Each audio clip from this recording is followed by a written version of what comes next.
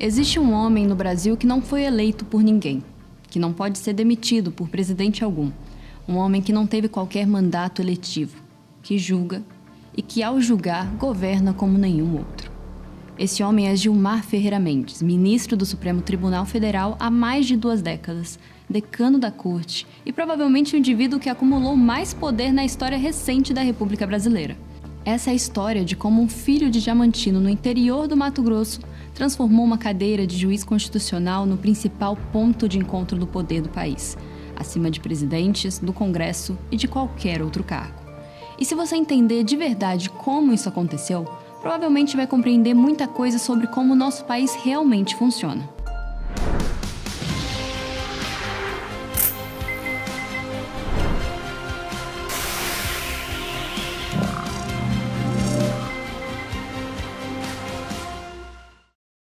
Julho de 2008. Daniel Dantas, o banqueiro dono da Opportunity, é preso pela Polícia Federal na Operação Satyagraha.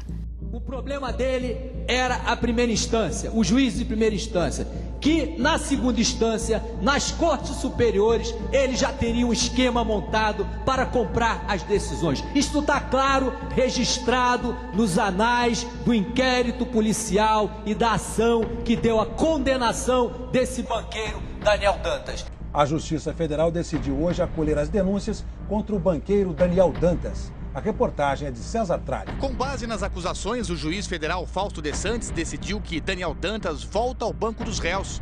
Agora pelos crimes de formação de quadrilha, gestão fraudulenta de instituição financeira, evasão de divisas e lavagem de dinheiro. A operação foi conduzida por um delegado da PF, autorizada por um juiz federal e referendada pelo Ministério Público. Gilmar Mendes, presidente do Supremo, intervém. Em menos de 24 horas, concedeu um habeas corpus e mandou soltar Dantas. O juiz que decretou a prisão, Fausto de Santos, não aceitou. Com base em fatos novos, expediu uma segunda ordem de prisão. Gilmar respondeu com um segundo habeas corpus, em menos de 48 horas. E foi além, determinou um envio de cópias da decisão aos órgãos correcionais do Judiciário. 2 prisões, 2 libertações, 2 dias. 42 procuradores da República assinaram uma carta aberta à sociedade declarando, abre aspas, dia de luto para as instituições democráticas. A mensagem não podia ser mais cristalina. Quem desafia o topo, cai. E caiu. O delegado Protógenes Queiroz, que conduziu a Satyagraha, foi investigado, condenado e expulso da Polícia Federal. O juiz de Santos foi submetido a procedimentos disciplinares.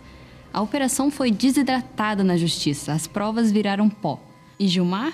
Gilmar saiu mais forte. Pouco tempo depois da controvérsia sobre a prisão de Dantas, aprovou a súmula vinculante número 11, que restringiu o uso de algemas em todo o país. O caso não foi um episódio isolado. Como alguém consegue chegar nessa posição? Toda estrutura de poder duradoura tem uma base. No caso de Gilmar, essa base fica em Diamantino, uma cidade de 22 mil habitantes encravada no Mato Grosso. Gilmar não veio de uma família qualquer. O pai dele, Francisco Ferreira Mendes, foi prefeito de Diamantina durante a ditadura. Antes dele, o avô, Mário Ferreira Mendes, ocupou o mesmo cargo. O bisavô foi presidente do Tribunal da Justiça do Mato Grosso. O pai do bisavô era coronel, assim como o avô do bisavô. 2 tios de Gilmar foram desembargadores do Judiciário mato-grossense. Outro tio foi procurador do Estado. Gilmar também tem primos que são juízes. O irmão, Chico Mendes, se elegeu prefeito de Diamantino 3 vezes e declarou ao TSE um patrimônio de 56 milhões de reais. A família fornece gado para a JBS, a maior processadora de carne do mundo. Nada disso é ilegal. Mas Gilmar definitivamente não é um self-made man.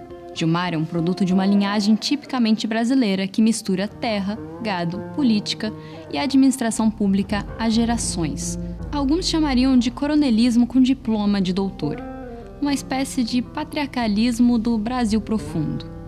Mas fazendeiro de Mato Grosso não chega ao Supremo só com terra e gado. Para isso, Gilmar precisou de outra coisa. Precisou de credencial intelectual. E conseguiu. Gilmar cursou o Direito na Universidade de Brasília. Ainda estudante, passou no concurso para o Itamaraty e foi servir em Bonn, na Alemanha. E esse período foi decisivo na vida dele. Gilmar teve o primeiro contato com a tradição jurídica alemã, um dos pilares do constitucionalismo moderno. depois voltou para o Brasil, fez mestrado na UNB e então mestrado e doutorado na Universidade de Münster, com distinção magna cum laude. A tese comparou o controle da constitucionalidade nos tribunais de Brasil e Alemanha. Mas Gilmar não voltou da Alemanha só com diploma. Ele voltou com uma ideia política vestida de doutrina jurídica, a de que o judiciário brasileiro precisava concentrar mais poder, não o judiciário como um todo, o topo do judiciário, o Supremo Tribunal Federal.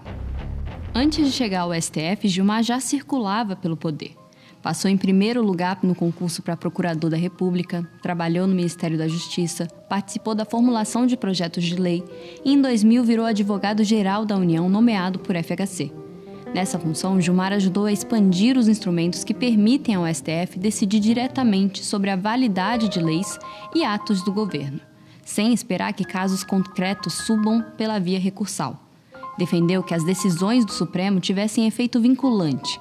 Trabalhou para que o tribunal deixasse de ser uma mera corte de recursos e se tornasse o centro permanente de arbitragem da política brasileira. Quando a FHC o indicou para o Supremo, em 2002, Gilmar não entrou em um tribunal pronto. Ele entrou no tribunal que ele mesmo ajudou a projetar.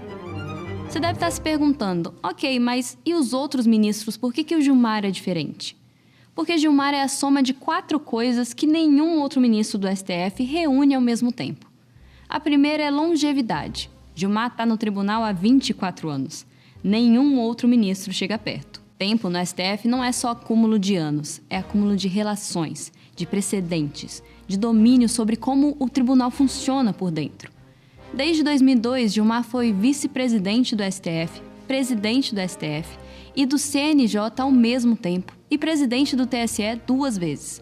A segunda é a adaptação ideológica. Gilmar não pertence a um campo e por isso se tornou indispensável a todos os campos.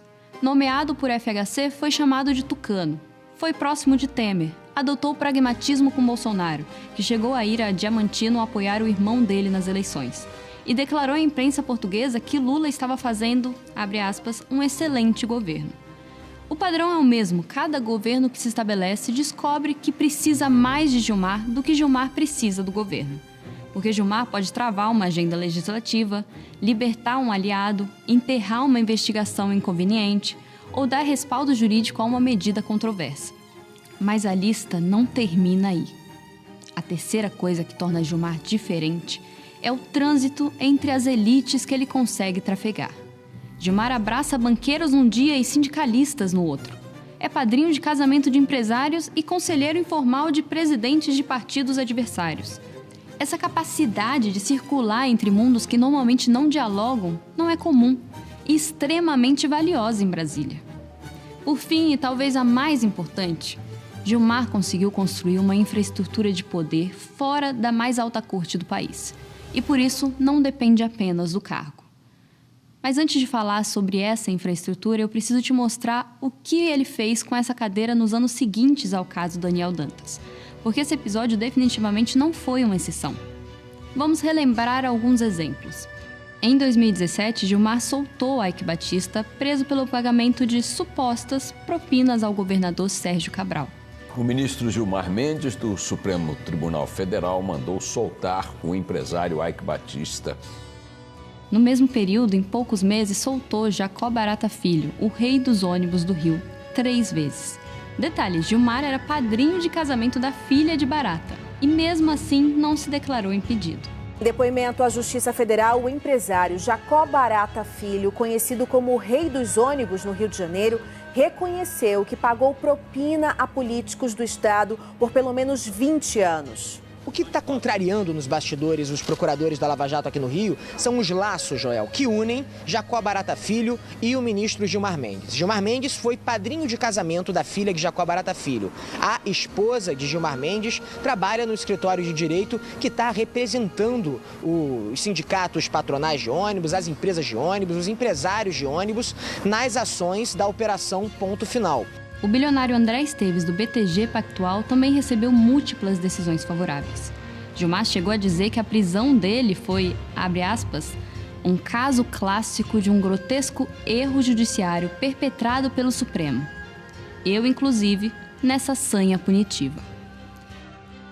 Em 2018, Gilmar mandou soltar 21 presos da Lava Jato no Rio em 30 dias. Anos antes, concedeu habeas corpus ao médico Roger Abdelmaci, condenado a 278 anos por 53 estupros contra pacientes.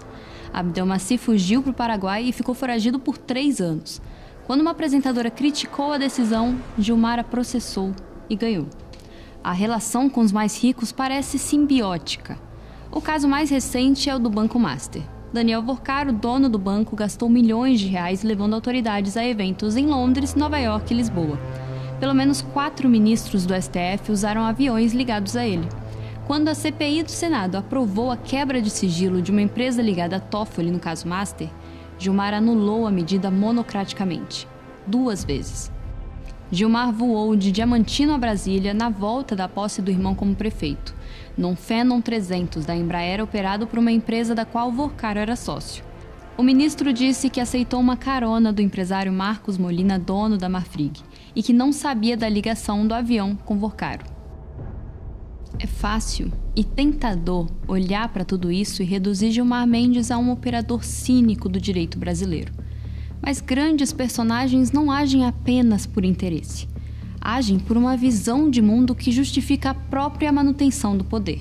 Gilmar se enxerga como um civilizador, um freio contra o punitivismo brasileiro, um defensor das garantias constitucionais num país com tradição autoritária e vocação para linchamento.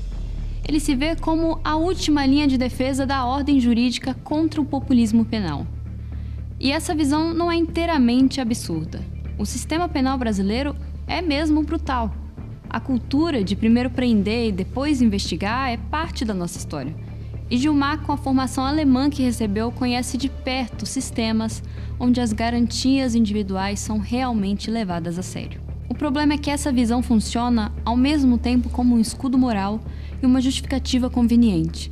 Ela permite que o mesmo homem que defende garantias constitucionais faça isso de maneira seletiva, sempre a favor de quem tem os recursos necessários para bater na porta do gabinete dele. A garantia é universal na teoria e personalíssima na prática.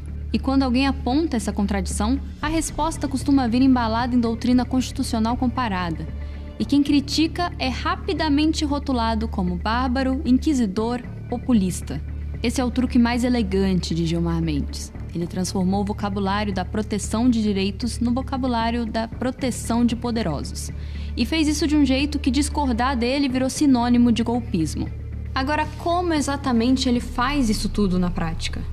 Através de 3 ferramentas que, em tese, qualquer ministro do STF tem, mas que Gilmar usa como ninguém. A primeira é a decisão monocrática, uma decisão individual, de um ministro só, sem passar pelo plenário. Para ter noção, no ano passado, 80% das decisões do STF foram monocráticas. E elas são resistentes. Em 5 anos, só 4 das 202 decisões monocráticas do período foram revertidas pelo colegiado, uma taxa de confirmação de 98%.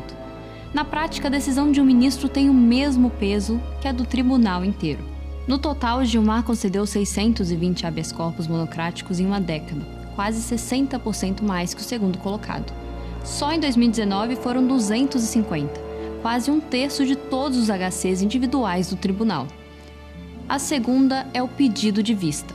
Quando o ministro pede vista, ele trava o julgamento. Até 2023, ele podia reter o processo por quanto tempo quisesse. Desde então, há um prazo regimental de 90 dias. Até o fim do ano passado, Gilmar acumulava 46 pedidos de vista, mais que qualquer outro ministro do STF. Vou dar um exemplo de como isso funcionava. Em 2014, quando a maioria do plenário já formava para proibir doações de empresas nas campanhas políticas, Gilmar pediu vista e só devolveu em 2015. Na prática, as doações continuaram legais para a eleição daquele ano. Foi Gilmar quem decidiu isso, mesmo a contragosto do plenário. A terceira é o controle de pauta. Quem decide quando um caso vai a julgamento pode ditar o ritmo da política nacional. Essas 3 ferramentas, combinadas com a longevidade e a rede de relações que nenhum outro membro do judiciário possui, fazem de Gilmar a personificação extrema de poder concentrado no Supremo. É verdade que o estilo de Gilmar não agrada a todo mundo. Isso é o que Luiz Roberto Barroso já disse a ele ao vivo no plenário. E deixa de fora desse seu mau sentimento. Você é uma pessoa horrível. Uma mistura do mal com atraso e pitadas de psicopatia. Isso não tem nada a ver com o que está sendo julgado. É um absurdo, Vossa Excelência, aqui fazer um comício cheio de ofensas, grosserias. Vossa Excelência não consegue articular um argumento, fica procurando. Já ofendeu a presidente, já ofendeu o ministro Fux, agora chegou a mim. A vida para Vossa Excelência é ofender as pessoas. Não tem nenhuma ideia. Não tem nenhuma ideia. Nenhuma. Só ofende as pessoas. Ofende as pessoas. Qual é a sua ideia? Qual é a sua proposta? Nenhuma. É bilis, ódio, mau sentimento, mal secreto. É uma coisa horrível. Vossa Excelência nos envergonha. Vossa Excelência é uma desonra para o tribunal. Uma desonra para todos nós. Um temperamento agressivo, grosseiro, rude. É péssimo isso. Vossa Excelência sozinho desmoraliza o tribunal. É muito ruim. É muito penoso para todos nós. Temos que conviver com Vossa Excelência aqui. Não tem ideia, não tem patriotismo, está sempre atrás de algum interesse que não é o da justiça. Uma coisa horrorosa, uma vergonha, um constrangimento. É muito feio isso. Isso é um Supremo Tribunal Federal. E isso foi o que Joaquim Barbosa disse. Vossa Excelência está destruindo a justiça desse país e vem agora dar lição de moral em mim. Saia à rua, ministro Gilmar. Saia à rua. Ministro Joaquim, nós já superamos essa discussão com o meu pedido de vista. Não vê, Vossa Excelência não tem condições alguma, não tem nenhuma condição. Eu estou na rua, ministro Joaquim. Vossa Excelência não está, não. Vossa Excelência não está na rua, não. Vossa Excelência está na mídia, destruindo a credibilidade do judiciário brasileiro. É isso. Vossa Excelência, quando se dirige a mim, Vossa Excelência não está falando com os seus capangas do Mato Grosso, ministro Gilmar. Respeite. O ex-procurador-geral Rodrigo Janot confessou ter entrado armado no STF com a intenção de assassiná-lo. Janot detalhou o momento em que entrou no Supremo Tribunal Federal com uma arma. Em entrevista à revista Veja, ele revelou que a intenção era matar Gilmar Mendes e depois cometer suicídio. Mas o poder de Gilmar não para na toga. E para entender até onde ele vai, nós precisamos falar desse negócio aqui. Nós precisamos falar do Instituto Brasiliense de Direito Público. Em 98, Gilmar cofundou o IDP junto com Paulo Gustavo Gonet Branco e Inocêncio Mártires Coelho. As aulas começaram na casa de Inocêncio, no Lago Sul, numa única sala. O capital inicial era um pouco mais de R$1 milhão. Inocêncio saiu depois de desentendimentos e vendeu a parte dele a Gilmar por 8 milhões em 2012. Paulo Gonet vendeu a parte dele em 2017 para o filho de Gilmar, Francisco, por 12 milhões. O que avaliava o Instituto em quase 28 milhões. Desde então, o IDP é uma empresa familiar. Em 2023, Gilmar criou a holding Roxel Participações, com capital de quase 10 milhões de reais, reunindo 2 filhos como sócios. O IDP cresceu de cursinho para conglomerado educacional. Campus na Asa Sul, campus na Asa Norte, sede na Faria Lima, graduação, pós, mestrado e doutorado. Por um tempo, 5 dos 10 colegas de Gilmar no Supremo davam aula no IDP. Metade da corte. Mas o IDP não é só um negócio. É uma fábrica de elite jurídica e política. Passar pelo IDP, como professor, como aluno, como palestrante, é entrar num circuito de prestígio e de contatos. Juízes, procuradores, advogados de grandes bancas, reguladores, assessores de gabinete, todos circulam pelo mesmo espaço. E nesse espaço, a proximidade entre quem julga, quem advoga, quem regula e quem governa não é escândalo, é rotina. Essa normalização é talvez o produto mais poderoso do IDP. A criação de um ambiente em que os conflitos de interesse parecem naturais, em que a promiscuidade entre poderes é apresentada como sofisticação acadêmica, em que a linha entre doutrina e lobby desaparece. E quando a gente olha quem financia esse lugar, tudo isso se torna evidente. Uma reportagem da Cruzoé revelou que entre 2011 e 2016, 23 empresas e entidades patrocinaram o IDP com mais de 7 milhões de reais. Muitas eram patrocinadoras ocultas, pagavam sem que seus nomes aparecessem em qualquer material de divulgação. A Souza Cruz, fabricante de cigarros, colocou mais de 2 milhões com uma cláusula de confidencialidade. A JF, dona da JBS, contribuiu com outros 2 milhões. O Google deu 200 mil para um centro de estudos que foi o único projeto da empresa no mundo sem ter a marca exibida. Desde 2016, pelo menos 300 processos dessas empresas passaram pelo gabinete de Gilmar. o Bradesco foi além do patrocínio. Em 2017, concedeu ao IDP um empréstimo de 26 milhões de reais a uma taxa de 11,35% ao ano, condição que o próprio banco não oferecia em 99,92% dos casos. Foi no dia que esse empréstimo foi liberado que o filho de Gilmar comprou a parte do sócio Paulo Gonet por 12 milhões. A Constituição permite a magistrados apenas uma atividade fora do cargo, o magistério. Gilmar transformou essa exceção num conglomerado que fatura milhões, recebe dinheiro de empresas que ele mesmo julga e emprega colegas de tribunal.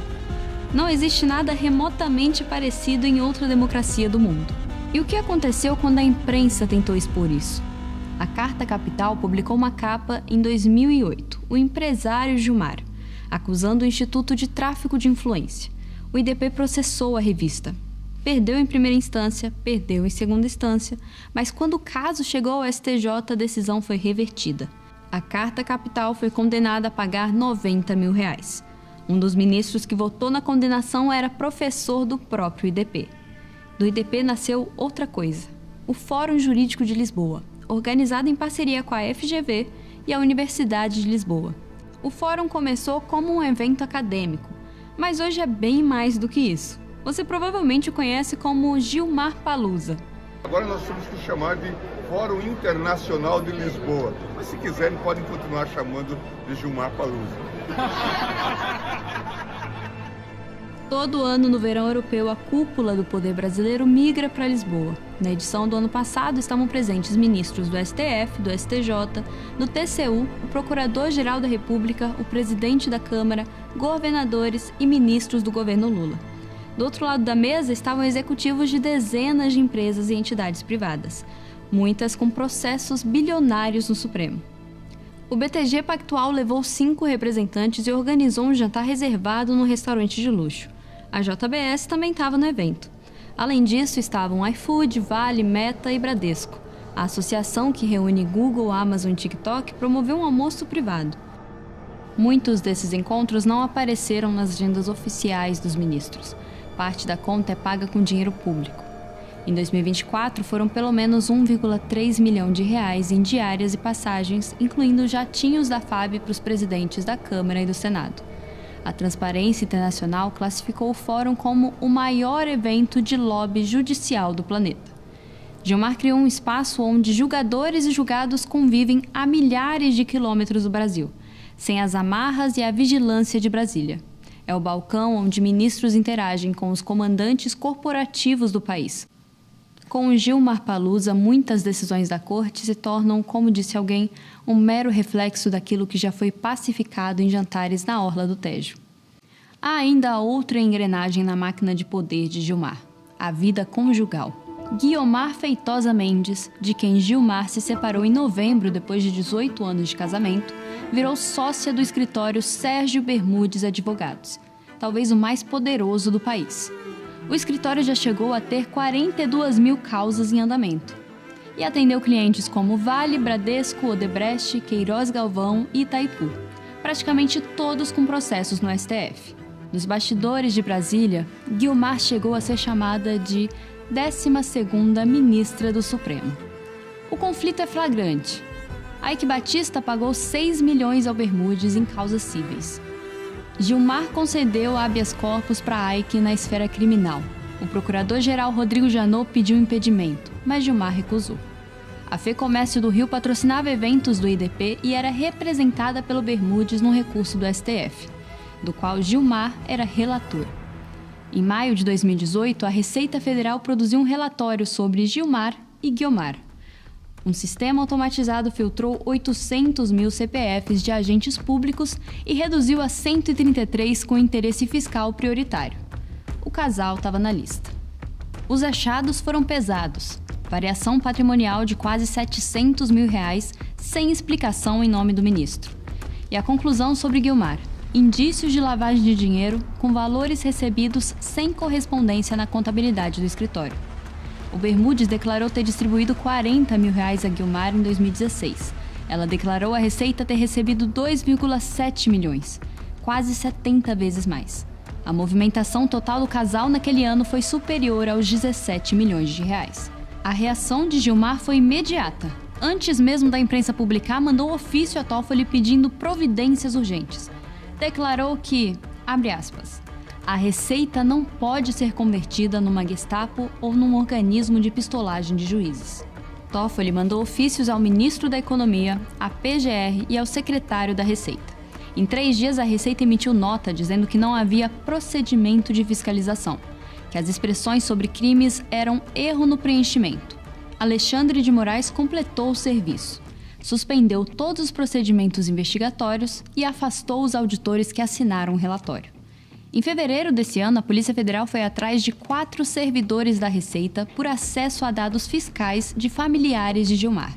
Tornozeleira eletrônica, cancelamento de passaporte e recolhimento noturno. Presta atenção no que aconteceu.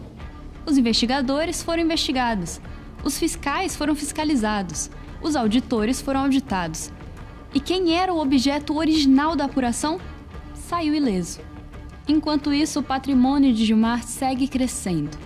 Casa no Lago Norte, à beira do Paranoá, apartamento na Asa Norte, fazendas de 7.200 hectares no Mato Grosso, 6 empresas, apartamento no Príncipe Real em Lisboa, uma das regiões mais nobres de Portugal.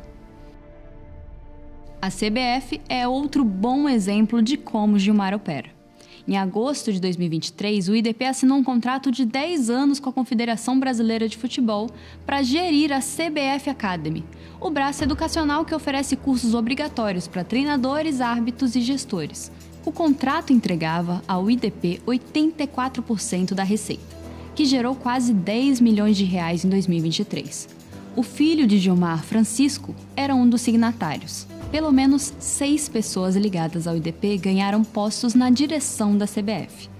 Meses depois, o Tribunal de Justiça do Rio afastou Edinaldo Rodrigues da presidência da CBF, por unanimidade. O que fez Edinaldo? Bateu na porta de Gilmar. No início de 2024, Gilmar concedeu liminar recolocando Edinaldo no cargo. Mas meses depois, o cenário virou.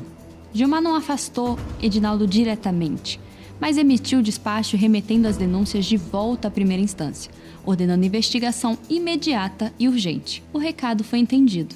Sem a proteção do decano, Edinaldo caiu no mesmo dia. Esse é o padrão. Gilmar não precisa te derrubar. Ele só precisa parar de te segurar. Com tudo isso, você pode se perguntar: ninguém nunca tentou fazer alguma coisa? Tentaram. Gilmar chegou a ser o ministro do STF com mais pedidos de impeachment. Foram 18 entre 2015 e 2020. Uma petição online juntou quase 2 milhões de assinaturas contra Gilmar. Uma pesquisa de 2018 mostrou que 84% dos brasileiros tinham uma visão desfavorável dele. Nenhum pedido foi adiante no Senado. Em dezembro do ano passado, Gilmar suspendeu monocraticamente partes da lei de impeachment de 1950, elevando o quórum para processar ministros do STF de 41 para 54 votos. Ou seja, ele mudou as regras do próprio julgamento. No fim, as instituições que deveriam fiscalizar Gilmar estão neutralizadas. A PGR é chefiada pelo cofundador da IDP. A CNJ, Gilmar já presidiu. O Senado nunca apreciou um impeachment. A Receita aprendeu a não investigar. E quem ousa fiscalizá-lo, paga o preço. O jornalista Rubens Valente publicou um livro sobre o poder no Brasil. Gilmar processou. O jornalista foi condenado a pagar indenização e obrigado a inserir acórdãos em edições futuras. A Associação Brasileira de Jornalismo Investigativo fez campanha de arrecadação para ajudá-lo. O caso virou símbolo do efeito inibidor que a máquina judicial exerce sobre quem tenta fiscalizar o poder. Certa vez, quando o repórter da Folha perguntou quem custeou as suas passagens para Lisboa, Gilmar respondeu: devolva essa pergunta a seu editor, manda ele enfiar isso na bunda. Tudo isso tem um preço, não para Gilmar, para o país. O que acontece com a democracia quando atores econômicos percebem que é mais eficiente investir na relação com o ministro do Supremo do que no Congresso? Eles param de fazer lobby legislativo e passam a fazer lobby judicial. A política se desloca do parlamento para o gabinete, e o parlamento esvaziado perde relevância. O que acontece com a segurança jurídica quando uma decisão bilionária depende da caneta de um único homem, que pode travar o julgamento e devolver quando quiser? Empresas param de calcular risco jurídico e passam a calcular risco relacional.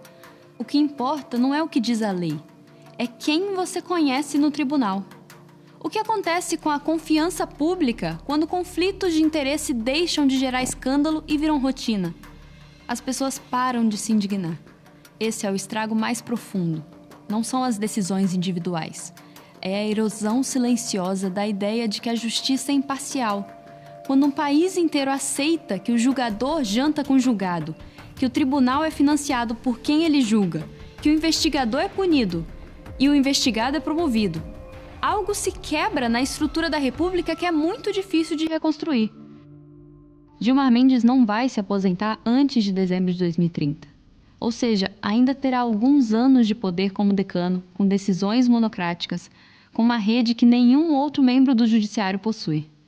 Até aqui, ele sobreviveu a 6 presidentes da República, às acusações mais graves que um magistrado pode enfrentar, aos insultos mais pesados que um colega de tribunal pode proferir, e a cada crise conseguiu se adaptar. Eu, como sabem, adoro ser desafiado. Lá no meu Mato Grosso, as pessoas dizem: não me convide para dançar, porque eu posso aceitar. Adoro ser desafiado. Me divirto com isso. Gilmar não é uma anomalia. Ele é o resultado de um sistema que foi desenhado para isso. A verdade é que a Constituição de 88 deu poder demais ao Supremo e fiscalização de menos. Gilmar só levou isso às últimas consequências. Construiu uma faculdade que é a antessala do poder, um fórum que é o maior evento de lobby judicial do planeta, uma teia familiar que conecta gabinete, escritório de advocacia e agronegócio. E quando tentam investigar, os investigadores são punidos. Quando tentam empichar, os pedidos são ignorados. Quando tentam mudar as regras, ele muda primeiro. Por isso, o homem mais poderoso do país não é o presidente, deputado ou senador. Ele não governa, ele julga.